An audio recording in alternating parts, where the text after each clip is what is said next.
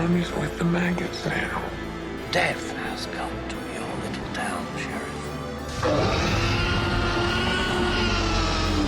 Well, hi there. Hello, and welcome to Would You Die, the show where... So we just gonna ignore the bear then? It's a bear. I'm Austin Torres. And I'm Anneliese Petersmark. And today we are concluding our Summerween month of summer with a little film called How do you say it? Samar. Midsommar. Woo! Yay! We did it. We all love this movie in this household. We do. Every single person in this room loves this movie. It's the greatest movie to ever exist. Maybe. That was a good quote. 10 out of 10. You mentioned this before you were recording. It was not what you were gonna guess. Yes, my guess was just absolute like wailing and grunting the way that they do several times in the film. That was my assumption. But I like the bear quote. It is a bear. It's a bear. Like, to me, there was like nothing else I was going to even consider. Well, actually, that's not true. I almost considered another line, but I'll talk about it when we get to like the spoiler part. Okay. Cool. Jeremy, what did you think my quote was going to be? I'm gonna be honest. This movie, we're gonna get into my feelings at some point on this movie. There was no quotable line to me in this film that was like obvious enough that I'd be like, that's the one. Can I tell you another one that I thought you were going to do? Yeah. Which is really inappropriate, but I'm going to say it. There was, I guess, slight spoiler alert, but it will make no sense without context. But I did think that you might say, I think I ate one of her pubic hairs. That's kind of funny. I'll just say the one I was also thinking about. Spoilers, maybe, kind of. When Will Poulter pisses on the sacred tree. Oh, no. He's just like, it's just a tree. I'm sorry. Like, I don't know. What's your problem? He's pissing on the sacred... Like, a quote from that scene. Yeah. That's a good one. Will Poulter, 10 out of 10. Yeah, Will Poulter's really good.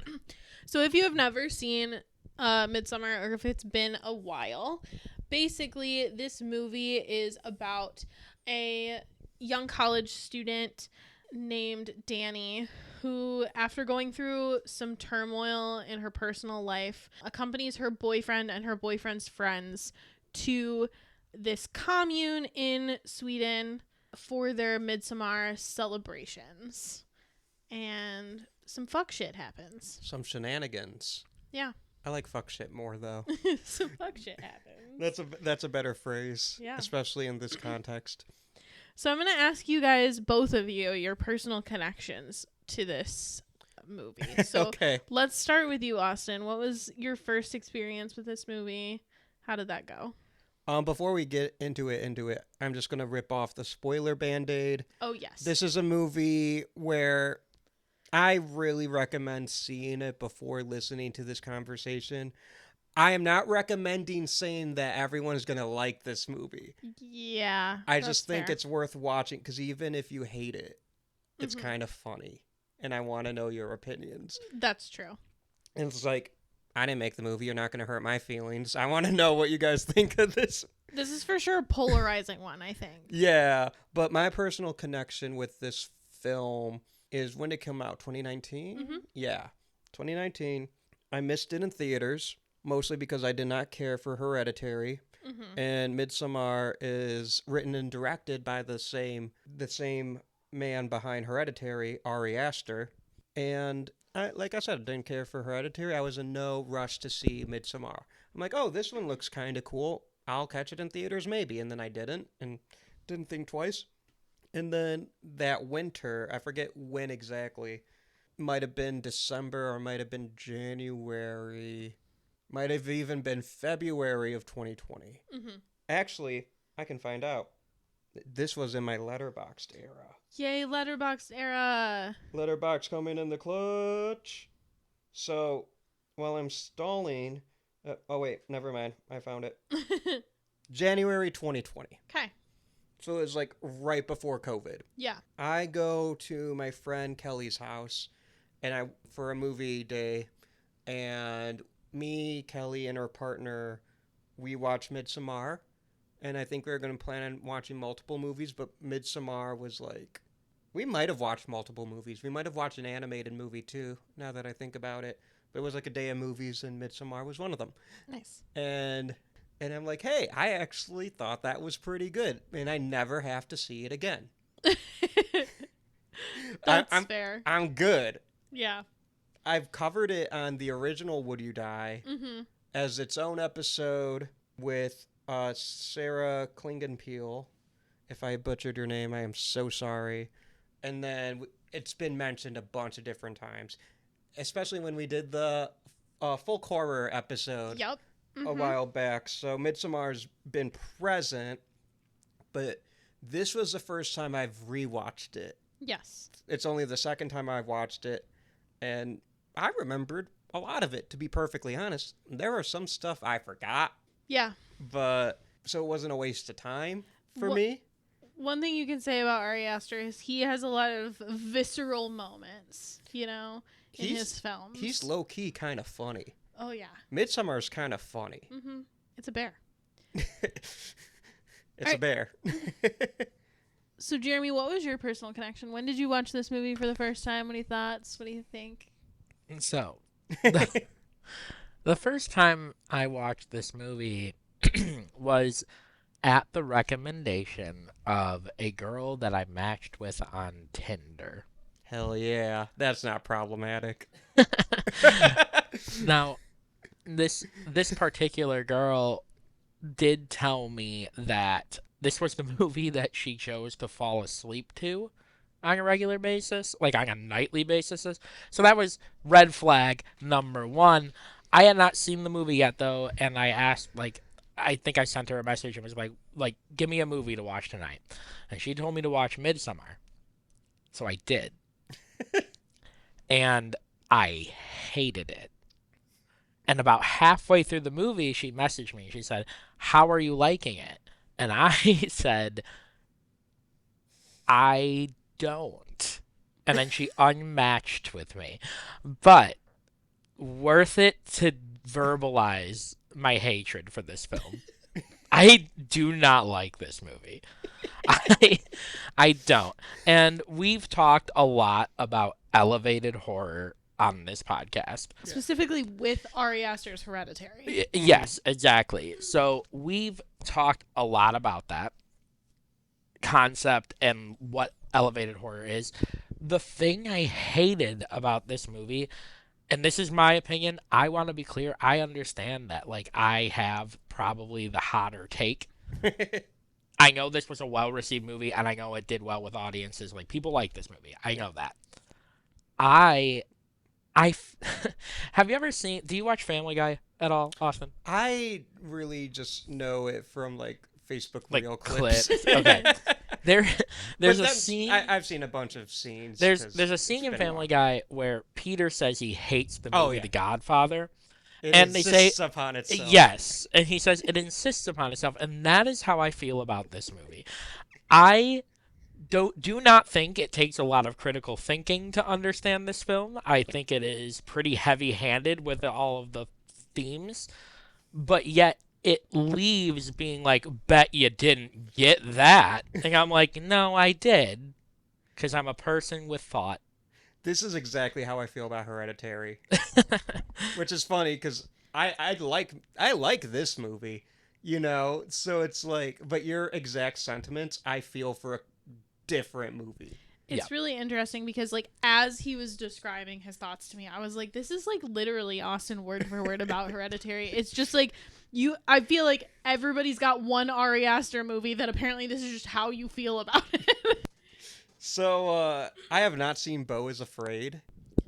Yeah, neither have I. But you saw Eddington recently. I didn't did you? see Eddington. Before we get into that For sure. little tangent, what is your personal connection? Okay. I want to make sure we get it. Yeah. So my personal connection with this movie. So for a little bit of backstory, and this is something that I have alluded to my like pretty strict religious upbringing.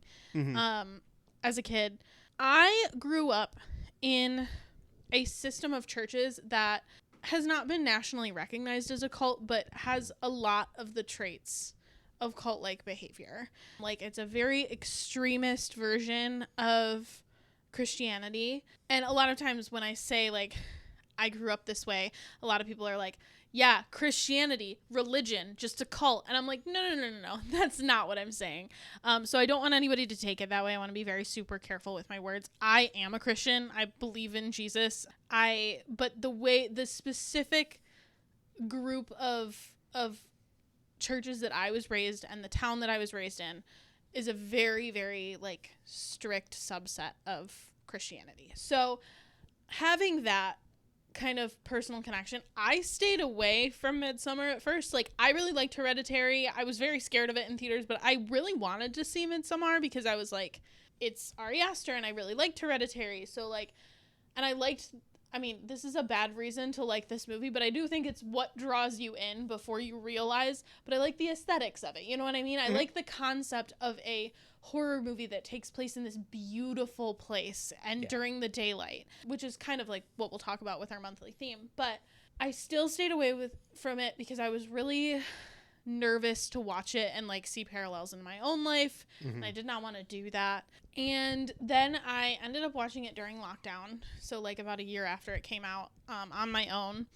And I loved it immediately. I rated it 5 stars the first time I watched it. I really felt, obviously, okay, I want to be very clear. The way that I grew up is not like this. Like, this was a very extreme version of what a cult or a commune is.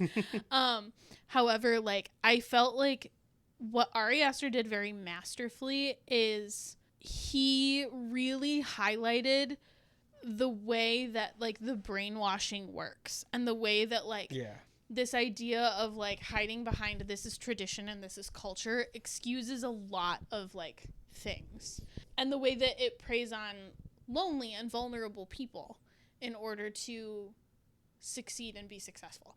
Succeed and be successful means the same thing. Sorry about that. But so my personal connection is like very personal because of that. But yeah, I think that specific aspect was something that I appreciated a lot. So Jeremy and I have a lot of discourse on this movie because we have very polar opposite opinions on the quality of this movie, but I think for very different reasons. And I feel like I'm directly in the middle. Yeah. Like, because I like this movie, but... Yeah. So, little tangent real quick. Please. I bought this movie for this recording. Yes. I bought it on iTunes because iTunes said you get the director's cut in the iTunes extras. And my dumbass can't figure out how to get my extras, and I'm really mad about it. And I just know I'm going to figure it out and feel even stupider. So earlier, I made this joke in our group text that is dedicated to like planning for the podcast. It's kind of a banger group. It's yeah. It's every a good time one. every time the Would You Die chat comes up on my phone, I get like a dopamine rush. I cut you off. But no, yeah, no. I made this joke earlier, but I was like, well, maybe the director's cut will be better than this because I hate this movie. And then Anneliese goes, I've heard the director's cut is worse. So I'm glad we couldn't find the director's cut. I did when I was looking through my research. It seems like it's pretty polarizing because a lot of the Letterboxd reviews were like, this benefited from the director's cut a lot. But every time I would like look up, hey, how do you find the fucking director's cut? Because I can't find it anywhere. Everybody was like, don't even fucking bother. And I was like, okay. So. Well, it's like, I know if you buy it on physical, you can get it. Right. But I wasn't doing that. I mean, I bought it on digital just because of convenience, The reason why I say I'm not doing it physical is because it wasn't going to come in time. Right. I'll probably get... Well, I know A24 sells like a really pretty version, but it's like $44. That I don't like makes the sense. movie that much. That's fair. But like $25, 30, even 30, Yeah. I'd consider. But like $44, and that's not including shipping. Mm-hmm. Come on now. I ain't doing that. But I would do that for other movies. Like, it's not the cost. It's just I don't like the movie that much. Yeah. To get it just for the packaging, whereas I have spent that much on movies, but I like those movies. So, you asked me about Eddington. Yes, I did. That was an interesting movie. Okay. I think I like it about the same as Midsommar. It's completely different, but Joaquin Phoenix is really good in it. What movie was this? Eddington. I thought he said Paddington. I was like, Paddington is a significantly better movie than this. No, I agree. I think that's pretty objective. Yeah. Paddington's a top tier movie. No, Eddington is the one that is in theaters right now that stars like Pedro Pascal and Austin Ari Butler Aster's and Joaquin newest Phoenix. flicks. Pedro Pascal's on like a roll. He is in a lot of stuff right now. That's his fourth movie. Yeah. Mm-hmm. And not to mention with The Last of Us as well. Right. Yeah. Right. 4 movies and a show. Mm-hmm. That I know of. There might be more stuff because he was in Freaky Tales this year, which is like a more indie, like love letter to Oakland with the spirit of Pulp Fiction. Mm-hmm. I think you'd like it Okay. a lot. I think you'd like it too. Mm-hmm. I'm pointing at people. The listeners have no clue He who thinks I'm I would talking like to. it, and he also thinks Anneliese would like it. Yeah. And those are the only 2 other people in this room. So He was in The Materialists, which Yeah, that was a bummer for him. we have different opinions on. Eddington, which at this moment I'm the only one in here that has seen it. Mm-hmm. And this movie has not come out yet. It will be out when this episode releases, but a little small indie called Fantastic Four. Yeah, big year for Pedro Pascal. Huge year. Yeah. But what's interesting is he's only the lead in one of them. that's true. He leads a lot of TV, Mm-hmm. but in movies, he's a really great supporting actor. I just feel like we as a society cannot handle leading man Pedro Pascal. But I want it so bad. Right. And it's interesting that his first lead role in like a major movie is like fucking Mr. Fantastic. Mm-hmm. But this is not... I love Pedro Pascal, but this is not his episode. This is Florence Pugh's episode. Oh yeah, absolutely. And Florence Pugh is incredible. Mm-hmm. If we're going to be spitting hot takes, I got one. Is it Florence Pugh is great? Because I don't think that's a hot take. I'm going to stand on business right now. Okay. Florence Pugh in Midsommar is just light years better than Toni Collette in Hereditary. Damn, that's a hot take. And I'm not saying Toni Collette in Hereditary is bad. All the people who are like, she should have been nominated for an Oscar in 2018, sure, yeah, I agree with you. Where's your energy for Florence Pugh in this movie? Okay. Because she's better. Okay. I support you in that thought process. Here's the thing. I think Florence Pugh in this movie is phenomenal. I don't know that she's Toni Collette levels of phenomenal in this particular movie, but like I do think she's amazing. Yeah, she's not Toni Collette levels because she's above them. Okay. No disrespect to Toni Collette, by the way. Yeah. She's great. Yeah, she's phenomenal. But I understand. I have to speak my truth. Should we talk historical context really quick? Separate some facts from some fiction before we get into more Florence Pugh. I thought this was a documentary. It is, and I'm about to tell you why. No, Oh, I'm just shit. kidding. So there's a lot of this movie that is actually very accurate, or at least based in historical context. Okay. Midsummer is a real holiday celebrated in Sweden. It's probably their biggest national holiday. It's the summer solstice. It is the longest day of the year. It originated as a pagan fertility festival, which is kind of why you get all of these themes of like birth and death and all of that. Flower crowns, dancing around the maypole, all of that's real. The maypole is supposed to be a phallic object that like helps with fertility.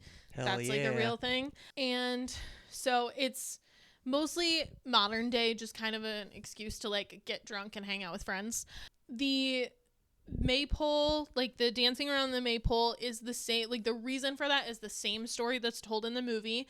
The devil came to the village of Harga and possessed the people to dance until they were dead. Looking for a soul to steal. He was in a bind because he was way behind. He's willing to make a deal.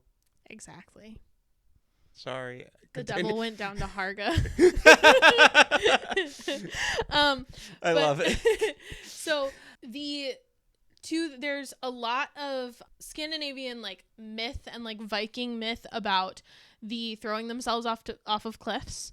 There's also a lot of Scandinavian and Viking myth about taking hallucinogens like mushrooms to send themselves into a rage when they are going to pillage, but neither of those like things have been corroborated. But there is like standing myth that kind of informs the idea of this cult. The only part of this cult that isn't, or the people of Harga isn't accurate to Swedish folklore specifically, is the May Queen. Okay. The May Queen is related to May Day, which is a Germanic ritual where they dance around the maypole. So the maypole itself is also Swedish, like that is a thing. But the idea of crowning a May Queen is like more Germanic and also Celtic. So obviously not exactly accurate there, but everything else is like pretty well founded in like shit they do or has been like talked about in their legend and folklore and stuff. Like the blood eagle. Exactly. That's real. Yes. Uh-huh. I know some history too. Yes, the blood eagle is real. Also, spoiler alert, I guess, probably my favorite death in the whole movie. My favorite ritualistic death. Yeah. When I watched this about 5 years ago, I was like, oh shit. Mm-hmm. Is that what I think it is? Yes. So. I used to watch History Channel growing up. It's beautiful. Mm-hmm. I wish more kids watched History Channel or read a book or something. History Channel now is all like That's ancient true. aliens. Yeah. They might be watching History Channel. That's true. It's different now. Ice Road Truckers. Everybody watch Which, no PBS. disrespect, but why is it on that channel? Unless don't it's know. not. It is. It is, right? I'm pretty sure, yeah. I'm pretty positive, yeah. Yeah. Okay. American Pickers. You know what? American Pickers is history. They used to have like specials on nights and like World War II and really interesting shit. Everybody should go watch PBS. They still have those things. PBS rules. Yep. Education is fun. It is. I like history. They also have Cyber Chase, and that's a good show. That show slaps. Didn't they have Wishbone back in the day? Yes, they did. I fucking love Wishbone. I fuck with Wishbone so hard. Wishbone would do an episode on Midsommar. Wishbone, I'm pretty sure, is a boy. Yeah. But he would still be the May Queen. That's real. Imagine him in a little tiny flower That's crown. what I'm doing. Oh, God. That's why I said it. It's so good. Okay, so let's talk about white supremacy.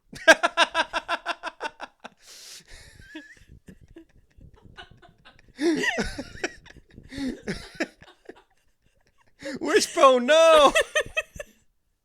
The reason this is so funny is, like, as we started this episode, Austin told Anneliese, like,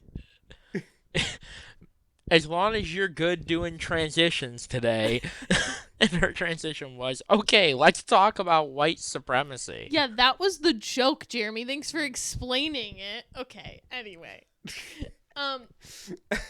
My point here. Thanks for ruining my transition, which I thought was great and hilarious. I mean, without context. That's my point. Anyway, it was supposed to be without context. I think everybody got it. Now that you've had the joke explained to you, everybody, do you get it? Do you think it's funny? Anyway. So, the...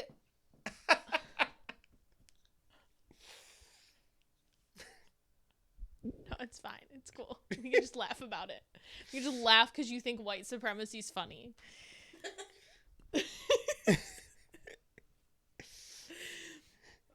Laughter is the only medicine in these deep and dark and troubling times. We used to be professionals.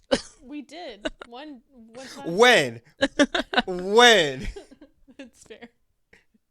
So, this, like, Swedish cult is very obviously, like a heavy-handed, not subtle, as Jeremy has pointed out, metaphor for, like, white supremacy and specifically, I mean, it's not even really a metaphor. It's, like, very literal.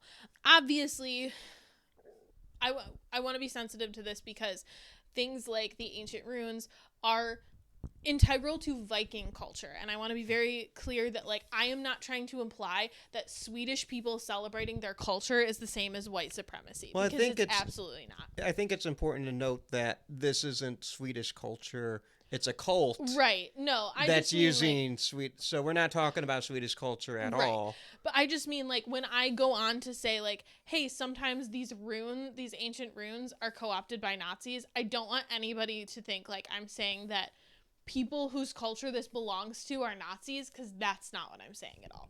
That is real, though. That does yes. happen. So, specifically, the rune that I'm thinking of is the rune that their dinner table is set up in is very often co-opted by white supremacists in America. And Viking culture in general is co-opted by white supremacists Yeah, because there's America. a very famous picture of the January 6th insurrectionist with the Viking helmet, and he's wearing fur of some kind, I forget.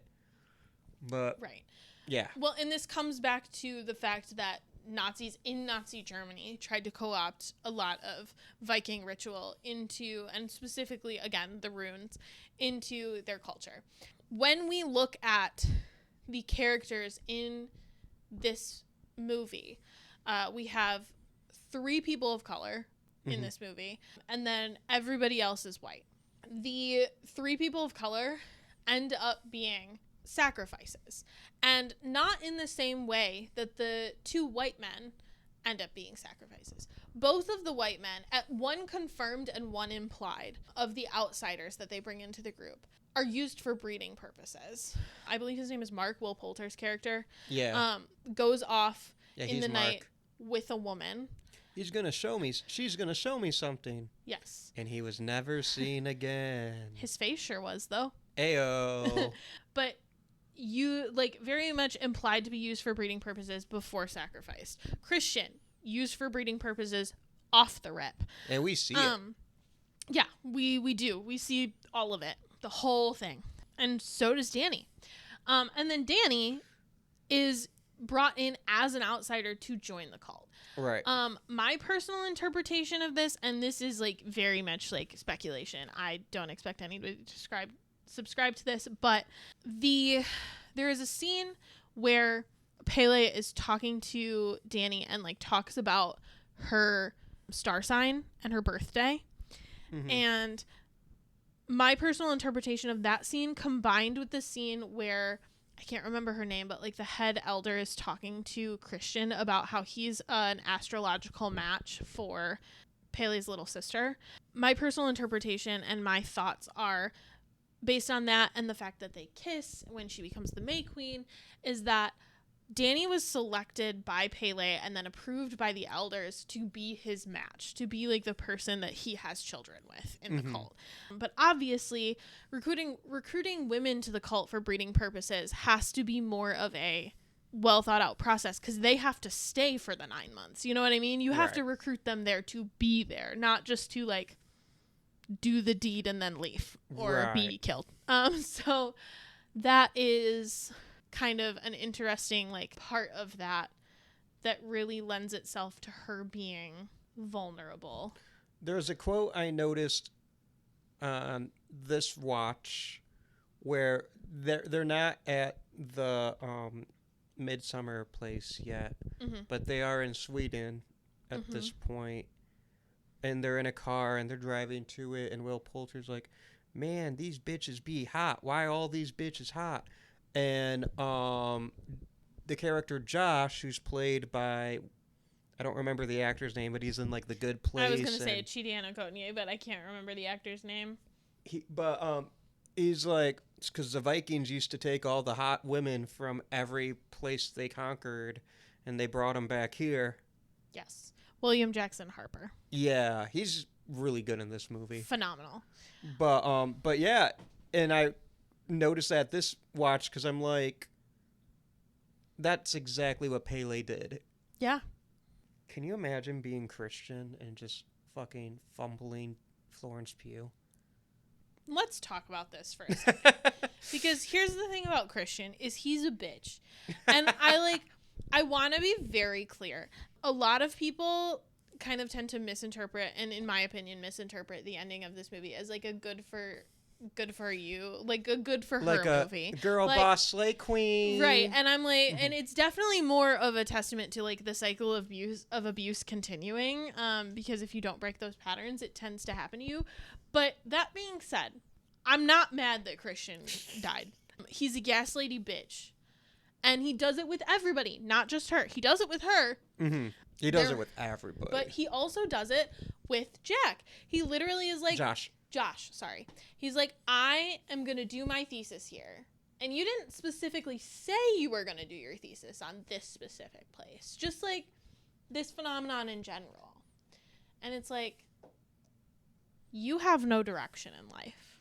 And so now you just saw a really weird suicide cult and decided, oh, this is easy, so I can write a lot about this thing and then not have to worry about it. Whereas the whole movie, Josh has been like, I am doing my thesis on this. I am doing my, like, he only talks about his thesis. And, like, his very first line is, like, the movie opens with Danny dealing with family troubles. We'll just put it that way. Because I don't feel like going into that part at this moment. No. And Christian is with his friends, and Will Poulter's character is like, break up with her because she sucks and I hate her. And you don't even want to be in this And I was going to say, and also, you hate her. you haven't want to be in this relationship for like a year. And Josh just comes in and he's like, and, you know, you haven't picked your thesis yet. Like, yes. He's only like, cares about the academics. And they literally say that. They're like, not everything is about academics. While we're on that scene, just as an aside, one thing that like Pele literally says in that scene, and think of all the beautiful Swedish women that you can impregnate. Yeah. Like impregnate specifically, which is crazy. It's a crazy thing to say until you have the context. But anyway. But yeah, the whole movie, Christian is the type of man who thinks he's a good partner. Yeah. He stays with Danny out of obligation after her family issues. And then every single time, like, a thing happens that he is less than satisfied with, he goes out of his way to do this really interesting thing that sometimes toxic people will do, where they'll act like they're making a big sacrifice for you, but they won't want to. Right. So, like, one of the examples of this is the mushrooms. They get to the campsite before they're in Sweden, before they go into the actual community. And they all decide to take mushrooms. And Danny is like, you know what? I just need to get settled. Like, I'll take them later, but I'm not going to do this now. And he's like, well, then I just won't take them. I'll just wait. And because Danny's been with him for 4 years at this point, which he doesn't remember. He does not remember their anniversary. Or her birthday. She knows that if she just lets him not take them, he's going to hold it over her head. So she's like, gets pressured into just doing it. And then she has a bad trip. She has a terrible trip. And then he's mad at her for that. Not to defend him. How dare you? But I do think it's important to acknowledge that Will Poulter's character is the one that's doing the pushing. Because at first he's like, well, I'll wait, and Will Poulter, we all have to do it together, or else it'll be a different trip. That's true. And then that's when Danny's like, I'm not defending Christian. Yeah, I'm just saying true. Mark's a bitch. But I feel like if Danny didn't know that like he was gonna be weird about it, she probably just would have been like, then you guys have fun. Like, I'm good. I'll Right. just chill out. Like, it'll be okay. I think there's a lot of like pre the movie context that's implied. Yeah.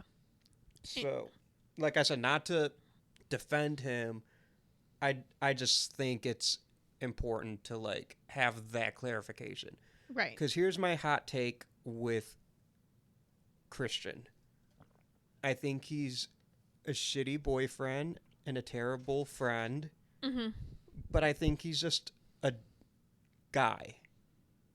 You know, like, I don't think he's evil. I don't think he's like malicious. And when I say like I'm glad he got killed, I am obviously joking. But this is like a movie too, right? You exactly. know, with these exaggerated characters. But yeah, he is like, again, he is this very specific archetype that exists in real life, where it is this guy who would probably say that he is a good guy. Yeah. The quote unquote nice guy. Right, exactly. And not even in like an incel way, but like he thinks he's genuinely doing a noble thing by staying with somebody he doesn't have feelings with. These types of people exist all over the world. I mean, And like, this happens all the time. He can't handle conflict or confrontation, so he gets trapped in this relationship with a girl he doesn't even like. Yeah, he doesn't. And not only does he not, like, it's not even like a I don't love her thing. It's like he doesn't particularly like her as a person. Doesn't like being around her. Like, you can tell he has the ick. Yeah. All the time. Yeah. And then, like, his friend Josh, when he, like, tries to weasel his way into the same thesis, Josh just calls him out. He's like, I'm honestly impressed you're being so bald about this. Yeah. That's a quote. A quote I could have said at the beginning of this film. You could have. But I didn't remember it until just now. Well, and also, like, I don't know, the beginning of this movie is really interesting when she is dealing with, like, her family issues, because she calls her friend at one point. And the conversation that she has with her friend makes it feel like her and Josh must not have been together for very long, because she's always like, I'm just pulling him into my family drama, and like, what if it's too much, and like all of this constant questioning that, like, when you've been with somebody for 4 years, which we find out later in the movie they have been, you shouldn't have those questions or those thoughts. And so it's just very interesting to watch their dynamic, because like, he for sure thinks that he's being noble by staying with her through a hard time. And in reality, he is being cruel. He's being an unfair partner. And that doesn't make him less than human. You're right. It doesn't make him evil, but like, it does. I have empathy for the character, but at the same time, like, I don't think he deserves what he got, but I'm still happy to see it. Yeah.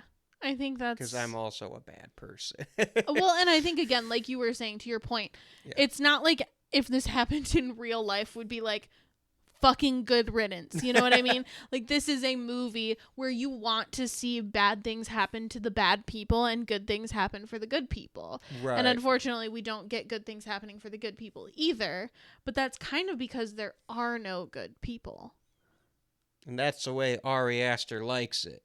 Yeah. Eddington's very similar in this regard. Yeah, that's fair. So since our monthly theme is Summerween, I did want to talk a lot about, like I mentioned at the beginning of the movie, the aesthetics of this movie. This is a movie that takes place almost entirely during the day. Woo!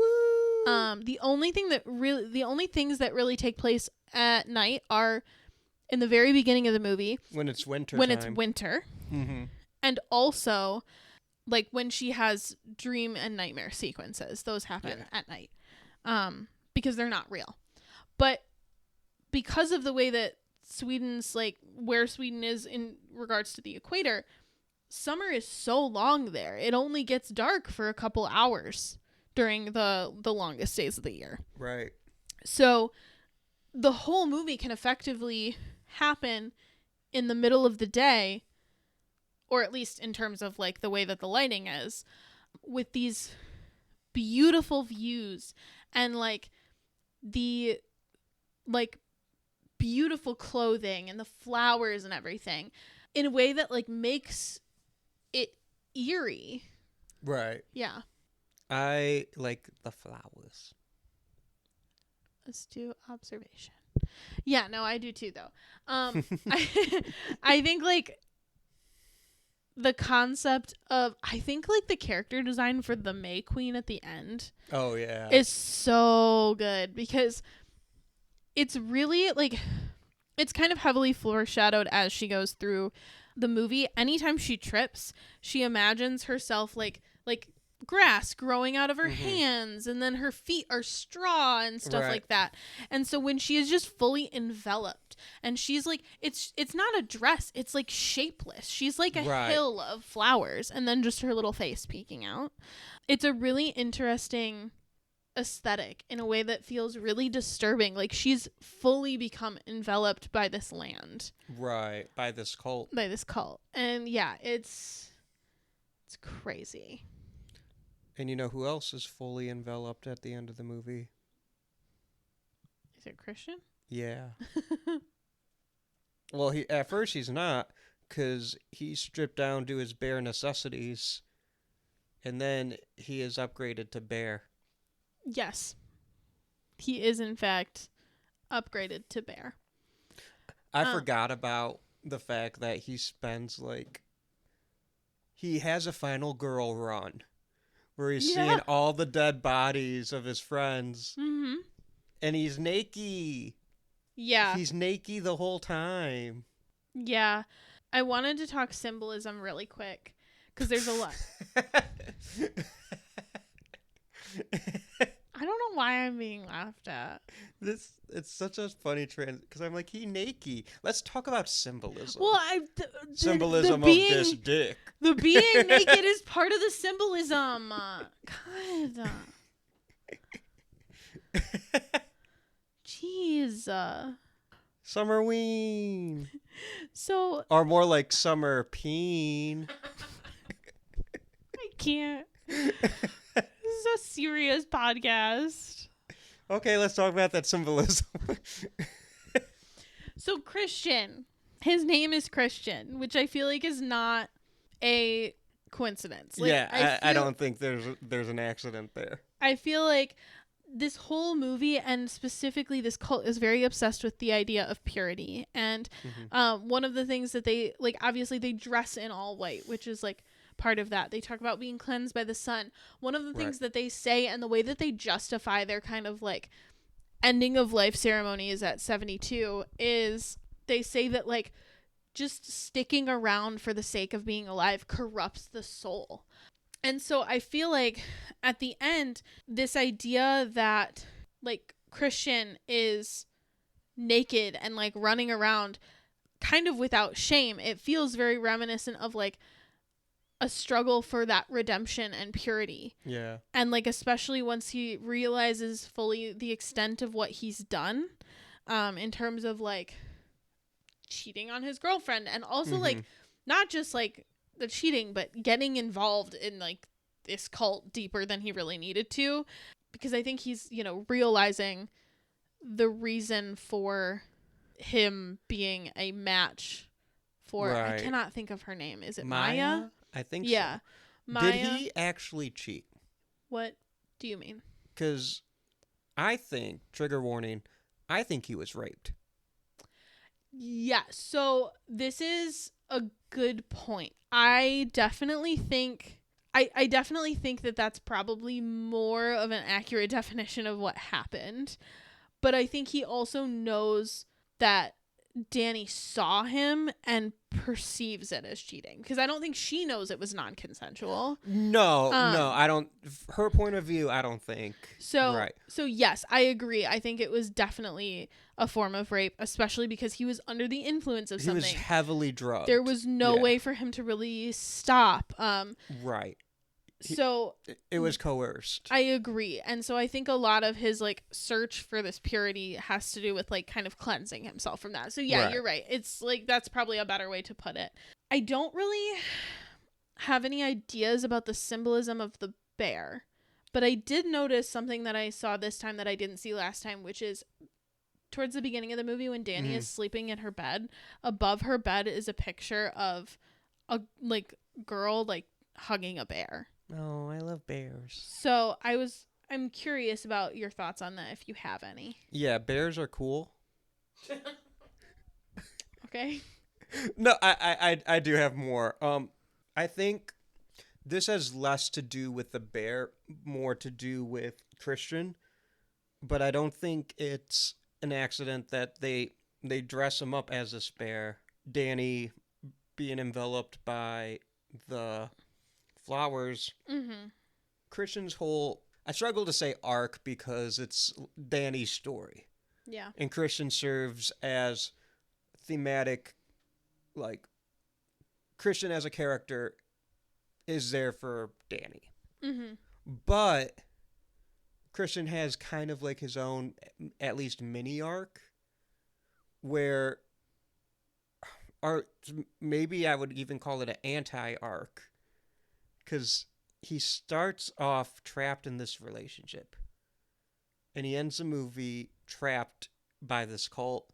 He can't move, he can't speak, he has every opportunity to end this relationship, to leave this place, you know, and he just, if he just stuck up, like, I think if he just kind of like was a man and just ended the relationship, Mm-hmm. he wouldn't be like, but that's what makes the movie interesting to talk about, because when you're in like a failed relationship like that, but you don't have the guts to pull out, and the other person doesn't either, and you're both just trapped, like, it sucks. Yeah. And then you can argue they're both trapped at the end of it, but like, he's in this bear, not only trapped in that bear, but trapped in like the sacrifice house. Yeah. And gets burned alive. And she is trapped in the cult. Like, she's never leaving. No. She's alive, and she thinks she's happy. Mm-hmm. She's smiling at the end of the movie. Right. She's found a family in her now warped and twisted mind. Yes. I don't know. I just think there's a lot happening. There's a lot of three like images of three happening in this ending as well. Mm-hmm. Because it's like a triangle house, not just like going upwards, but like when you look down on it, it's kind of like a triangle. Yeah. Three people come in with the fire. Mm-hmm. I don't know if that has anything to do with anything. I just noticed it. Yeah, that's interesting. So I wanted to talk about like two more things, but you brought up, well, I wanted to talk about one more symbol, and then you brought up a point that makes me like want to talk about a different scene. Bears are cool. Yeah, it's bears are cool. No, so speaking of like her found family, there is a scene right after the like scene with the old people where Pele is comforting Danny, and he's telling her all about how like he lost his parents when he was a kid, but he had this family and he had this place. Yeah. And that helped him feel less alone. And that's something that like Danny is looking for. It's why she's going to Christian and he's not giving it to her. Right. So then at the very end, when she sees Christian, who she is perceiving to be cheating on her, and she is wailing, and then like as kind of funny as it looks, when all of the other women like hold her and wail with her and like feel her pain, it feels like she like that's really the moment that I feel like she's fully in this. She's not leaving. She has found a group of people who feel each other's pain. Mm-hmm. And it happens several times. It happens when the old people are dying, like as they make their final like groans, everybody groans with them. At the end, when the sacrifices are happening, everybody is wailing with them. Like it is this really, and they're moaning in the impregnation scene as well. Yes. Which is a really cold way to say it, but that's how it feels. I mean, you're right.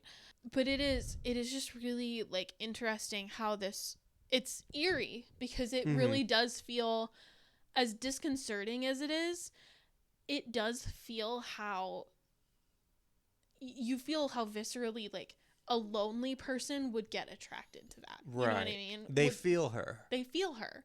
And she's been dying to be understood. Right. For the whole time. When I was watching that scene earlier, sometimes songs pop into my head. But not like, but sometimes I make the lyrics up. Okay. So I'm watching this scene and I'm like, when I cry, you cry, just like that. When I cry, you cry, just like that. Yeah, exactly. I don't remember what the real song is. It's like, when I move, you move. Just, well, it's that, right? But I don't know. I think so. But like, I'm watching this scene and that just popped into my brain, and I've been thinking about it all day. So the last symbol that I wanted to talk about is the 4 outsiders' deaths. And how they represent the 4 elements, and how this is a prominent theory. And so they all die in very unique ways, and they are theorized to represent the 4 elements. So Josh is buried in the earth. So that's Earth. Mark is stuffed with hay, and then he catches fire before everybody else. So that is fire. Okay. The other thing is Mark's death is kind of foreshadowed, because his face is skinned off, because we see that when Josh gets abducted, and he is wearing a jester hat at the end. And if you remember, when at the very beginning, when they first arrive, they ask, like, what are the children playing? And Pele says, Skin the Fool. So that's interesting. Connie is drowned, so that's water. Okay. And then, obviously, very grisly, very visceral death, Simon, the blood eagle, his lungs are taken out and are like being pumped, and that would be air. So I just found that really interesting, and it makes a lot of sense considering how much the cult like believes in very traditional like ways of looking at things. So like the elements, the zodiac, like a lot of different things like that. They are big believers in. Does that make the bear the avatar? Yeah. Movie theory 101. That's it. You got it. Long ago, the nations lived in harmony in this cult. Avatar, the last bear bender. No. Avatar, the last bear bender. That's so fucking funny. What are their names? I don't know how to say Aang and bear. Bang? Barang. Katara. Bear Tara. So. Toph. Boff. I found something. Okay, sorry. I found something from Ari Aster himself. There is a lot of fascinating imagery in Midsommar. I'm sure people a lot more intelligent than me can provide further insight into that. But the thing that is never going to leave me is the horrific and hilarious randomness of the bear. Where did the idea to have the bear come from? Was it tied to anything thematically? And then Ari Aster said, the bear is a very important symbol in Norse mythology and in Scandinavian folklore. It was loaded in all of the right ways. To tie it to Christian and the way that he dies, it occurred to me at some point in doing research for the film that that's the right way to send Christian off. It would have been so wild if he just said, yeah, bears are fucking cool. Yeah, you'd think. That would be me. Yeah. But no, that makes sense. I know he did a lot of research, and you can tell just from the production design that him and his team really put a lot of work into the world building of this film. Yeah. I know he did a lot of research when he did Hereditary, researching those kind of cults as well.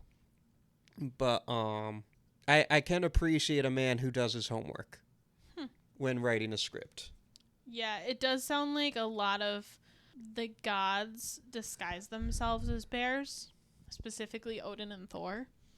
So, I guess that makes sense. Yeah.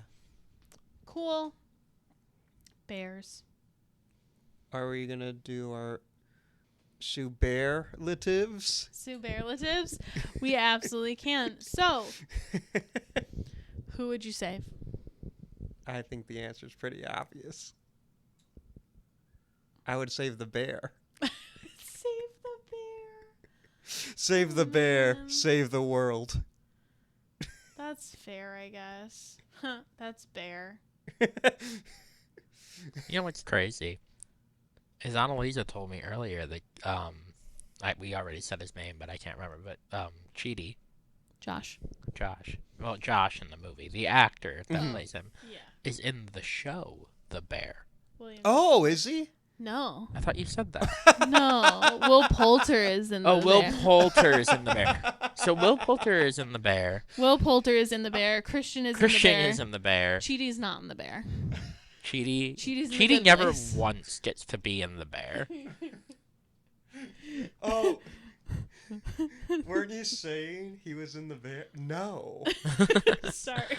No, That but was we weren't. I wasn't. I was wrong actor. So wait, Will Poulter was in Will the bear. Poulter's in the show Will The Poulter has a Bear. recurring guest role in the bear. Christian's just in The Bear. Okay, not the show. Not the No, show. The The Bear. Bear. Yeah, okay, I was making sure, like... No, he's in the physical bear. Right, yes. So you would save the bear. Hell yeah. Dude, my emotions. When we get to the Letterboxd reviews, you will know exactly how I feel about this movie. That's fair. Who would you save? Josh. Why? What do you mean, why? He's just there to write a thesis. He pulled a dick move. He knew the elder sacrifice was coming.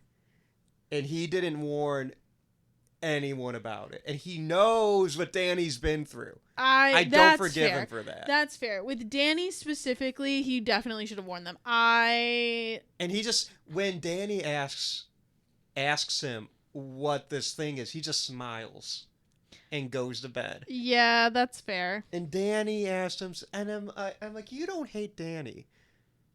The Will Poulter character does. Yeah. I would get it for, I mean, I'd still hate him for that, but at least I don't understand why Josh was a dick about it. I don't get 'Cause it he's either. Not really. He's kind of likable, except for that. Yeah. He's giving Danny sleeping pills the whole movie. Mm-hmm. Like, he's very cold. He doesn't really show emotion, but that seems to me like his way of helping Yeah, someone. that's fair. I would save myself from watching this film. Hush. What's the next superlative? What's your favorite scare, Austin? My favorite scare, I really think the opening of the film is very affecting. It's very grisly. Yeah. No, it's not. No. That was not intentional. But I think it's very disturbing, and it's imagery that stuck with me even 5 years later. Yeah. Unfortunately, that is in fact objectively mine as well. Mm-hmm. I was so viscerally disturbed by that scene that it's like kept me from rewatching this movie for years, despite the fact that I did rate it 5 stars. So yeah, that was a lot. It's just such a horrific way. Like, I don't want to go into detail with it because it is like trigger warning for suicide. It is the suicide of a person. But just the unintended consequence of like the tape on the parents' door, like she was trying to keep it just to herself, but they also got affected. Oh, I read it completely different. How did you read it? I thought that tape was to keep her parents in. Oh, I thought it was like to tape, 'Cause because she only taped the underside of the door, so I thought she was taping the crack so that wouldn't happen. Well, she says in her message to Danny, I'm leaving. Mom and Dad are coming too. Oh, Goodbye. you know what? You're right. Yeah, that makes sense. So That is crazy. I think I think it was a murder suicide. Mm-hmm. Either way, it's fucked up. Either way, it's a lot. So, and that imagery stuck with me for a long time. And like the blood eagle is kind of cool. Yeah. So, and then the elder suicide ritual is disturbing. but like, I don't know, it's kind of pretty. Yeah. Yeah, it is. All of the rest are very, very pretty. Like, Ari Aster shoots a lot of the horror in a beautiful way. Mm-hmm. And that makes it kind of more disturbing. But the opening is so grim Yeah. that it just feels different to me. Mm-hmm. That's fair. All right. Toady Todd Award for movie MVP. I would have to give it to Florence Pugh. Like, we've talked at length about how good she is, and I just have to give it to her. Mm-hmm. She's phenomenal. And here's another hot take. I believe that Florence Pugh, by the time she calls it a career, will win at minimum 2 Oscars. Mm-hmm. Okay. I like that. I'm surprised she hasn't been nominated yet. Me too, actually. I think I'm going to give it to Wilhelm Blomgren, who plays Pele. Oh, he's cool. I think he does a really good job at playing this very, like, nurturing. Like, he's almost the foil to Christian, right? Right, like, yeah. he plays this very nurturing man. And unlike Christian, who, as you said, like, is not evil, is just kind of a guy, he is. Like, he is complicit in this very terrible system. And, like, the thing about this cult is, unlike a lot of cults that exist in the traditional world, they all get time on the outside. They all go on this pilgrimage. Yeah. So they see how the real world lives. And a lot of the time when people are in a cult, it is, they stay because they're being taught, like, hey, the real world sucks. Everybody out there is unhappy. Nobody's living a fulfilled life. Right. And yet, everybody in this cult goes and comes back. And so I do find, like, Pele to be a very, very interesting and complex character. So yeah, I'm gonna go with him. Cool. Mm-hmm. I like it. All right, Austin, is the score better than Jaws? No. Okay, you want to talk about it? Sure. It's good. Okay. I like the score at the end. Mm-hmm. Because it's very, like, uplifting, but then it brings in those dissonant strings, but then it gets uplifting again. Yeah. It's kind of like a post Hans Zimmer. Yeah, that feels right. More focus on harmony than melody type score. Yes, definitely. And there's a lot of really cool diegetic music. Yeah.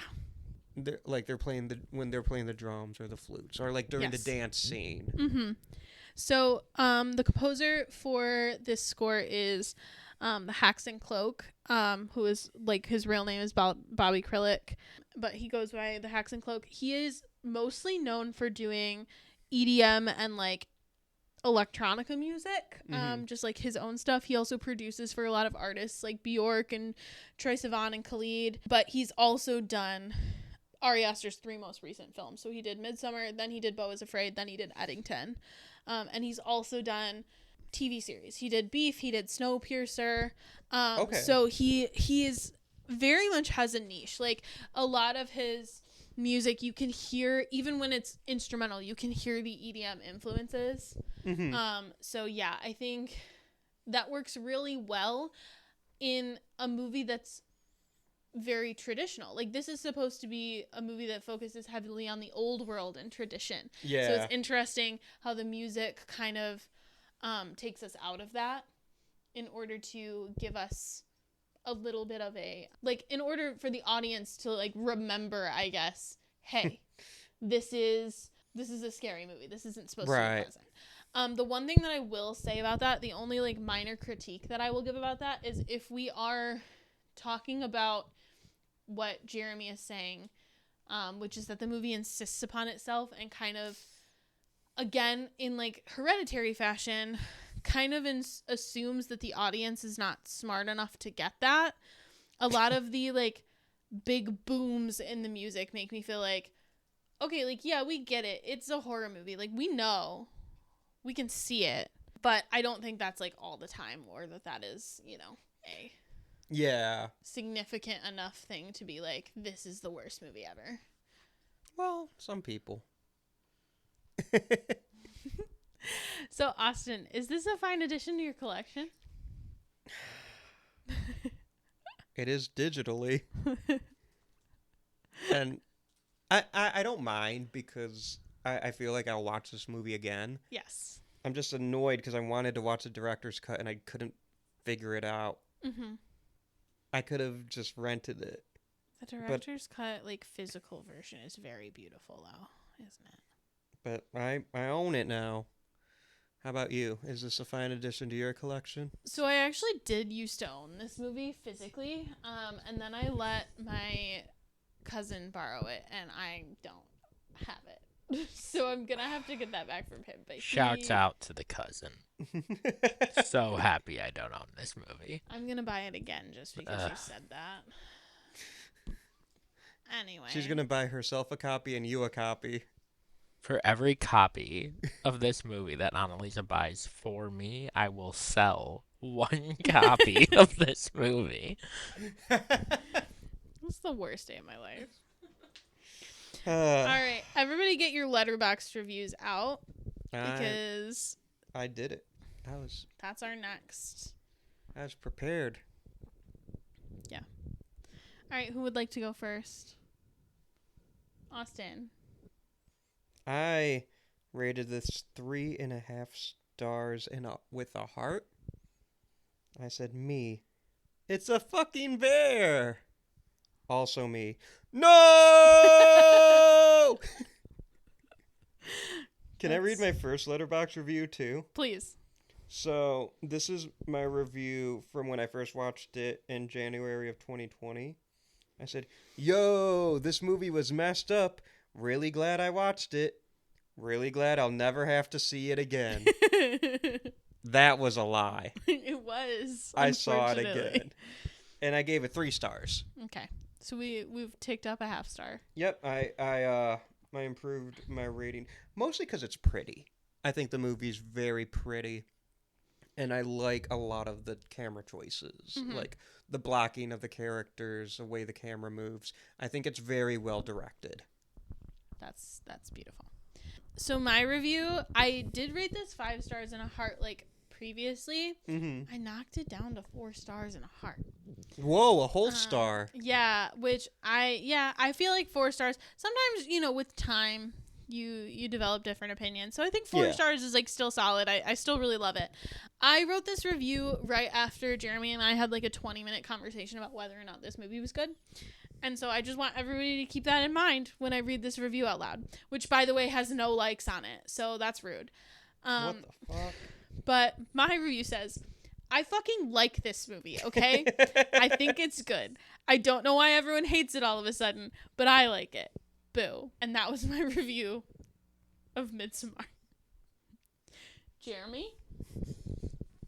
So I rated this movie 2.5 stars. Which feels pretty good for all the shit he's talking. 2 of those stars are being really carried by the cinematography. Okay. Like, I agree. This is a very beautiful movie. Mm-hmm. Visually. Yeah. And then the beauty stops. So my review was, the first time I watched this movie, I thought to myself, it was fine. Visually stunning even. But I don't necessarily get the hype. The second time I watched it, I still didn't understand the hype. This feels like a movie that people rate 5 stars because they're told they're supposed to. The themes, excellent.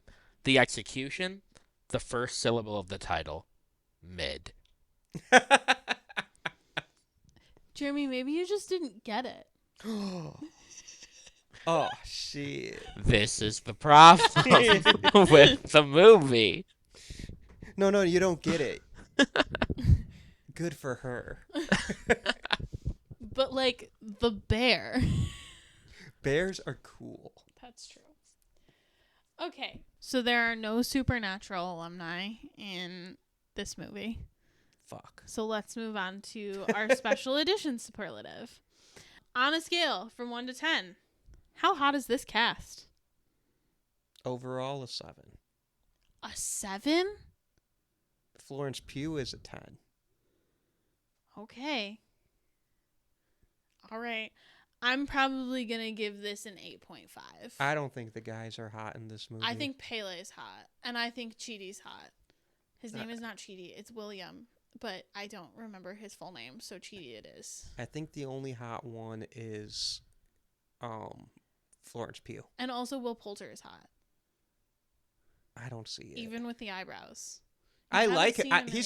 I like him. I think he's a great actor, and he's not like. I'm not. I just don't see it. All right, Jeremy.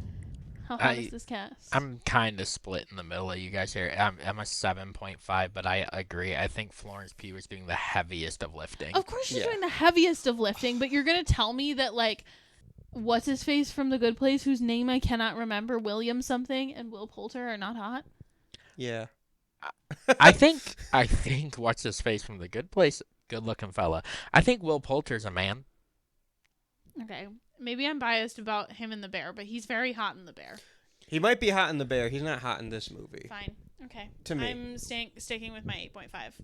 No, no, I'm not trying to alter anyone's opinion. I'm just clarifying my own. Because you won't. There's a shot of Florence Pugh, like a close-up of her eyes, and that's cinema. She needs to be a movie star. She is a movie star, but she needs to be a bigger movie star. She needs to be people need to see her when she leads a fucking Marvel movie. That's fair. Okay, so with that being said, we have now done all of our special edition superlatives for this month. So we have to talk about our rankings for hottest cast. So I'm going to go bottom up, and we'll see if we feel good about it. So at the bottom, mostly because they're young, sorry to that one kid who was really upset about it, Hell of a Summer. With 8 out of 30 hot points. 8? 8. We don't like children. That's good. You know what? I'm happy about it. Yeah, I'm cool with it. Next on the list with 23 out of 30 points, Midsommar. That feels right. And 20 of those points are for Florence Pugh. Our top 3 are 1 point apart. So we've got, with 27 out of 30, Cabin in the Woods. Oh, okay. I think Midsommar should be higher than Cabin in the Woods. Chris Hemsworth? Okay. Are you kidding me? Florence Pugh? Chris Hemsworth? Florence Pugh. Bradley Whitford? That's 2 people to 1. I don't know. I think there's Amy more Acker, Sigourney Weaver. Jesse Williams. The Werewolf. I think there's more hot people. Yeah. Anyway. Fornicus, Lord of Pain and Suffering. In second place, I Know What You Did Last Summer. With 28 out of 30 points. Respectable. And then, at 29 out of 30 points, an almost perfect score. But, it's Jaws. Farewell and adieu to me fair Spanish ladies. Farewell and adieu, ye ladies of Spain. I think that helped win. I feel, yeah. Also Richard Dreyfuss. Yeah. This is a good list. I feel good. Yeah. This has been a great month of summer bangers. Yeah, it is. Ayo. Okay. So I like that cast ranking of hotness. Yeah. Yeah, I feel pretty good about it. So I only have one more question for you, Austin, for the month. Would you die? Yes. I am not white. Oh, yeah, that's fair. That's a good point. And that's a really good point. Normally I'd be like, I would befriend the bear, but the bear didn't make it either. So I'm kind of fucked. Yeah. How about you? I feel like I would also probably die because I know about cults. And so I'm like, I'm not going to probably fall for it, but I'm also not making it out alive. We're in the middle of nowhere in Sweden. Yeah. And I don't know Swedish, so. Jeremy? Yeah. I don't think I would. And here's why. If someone were like, would you like to go on vacation to Sweden? I would be like, for sure. If someone were like, do you want to come to my commune in Sweden? I would be like, no. Listen, I like traveling. You could be like, hey, you want to go to Columbus? I'll be like, yeah. Jeremy would be used for breeding purposes and then subsequently die. Whoa, that is such a wild thing to say on the internet. Is it wrong? He's a white man. Yeah, they'd find out about the Judaism, though. Oh, that's probably true. Never mind. I take it back. You're right. So that's our episode on Midsommar. Yep, it is. It was a bear of an episode. Boo. I could barely contain my excitement for it. So let's end this episode. Set me up. Oh, you're going to make me do it? Okay. Austin, where can we find you on the social medias? You can find us at Would You Die Show on Insta and the rest of them. Like and subscribe us on YouTube, where you can also watch Spooky Spotlight, hosted by Deanna Hope. My short films are on that. We got a lot of stuff. And follow us on Patreon. Got a bunch of fun Patreon stuff happening. We've been doing better. We've been doing better with making it worth your $3 a month. Yep. We release at the time of this coming out, we should have already released our July episode. Bum, bum, bum, bum, bum, bum, bum. Which I'm excited about that one. Yep. And and we got more in the works too. Mm-hmm. So I'm very, very excited. Yep. You can find Austin at Austin M. Torres. Oh, whoa, wait. Social media. Whoa, what? You took a very indirect route. What? You can find Anneliese at Whimsawillow Yes, you on can. all the social medias, Insta, Letterboxd being the main ones for both of us. Yep. And you can find Jeremy on Instagram and Letterboxd at Annually Funny, and he's started posting on Instagram for the first time since 2020. Let's go! So- Bam, bam, bam, bam, bam, bam, bam. Yep. So, speaking of Jeremy, our production is done by the incredible Jeremy Lippitt. Our music at the beginning and end of every episode is done by Josie Palmer. Our graphics that you will find on our social media, again, that is Would You Die Show, are done by Alec Gibson at Crosshook Creative. Austin, you got a hint for next week? For next month. Next month. Next month is a tribute to one of the masters of horror. We are covering 3 films from the same director, just icon of the genre. And the last episode we're going to do for this month is actually going to be like a biography. Like a deep dive. Yeah. Yeah. So 3 deep dives on individual films plus 1 on his life and career. I'll wait for the video announcement, but for the first film we're going to be talking about next month. Whatever you do, don't fall asleep. Yay!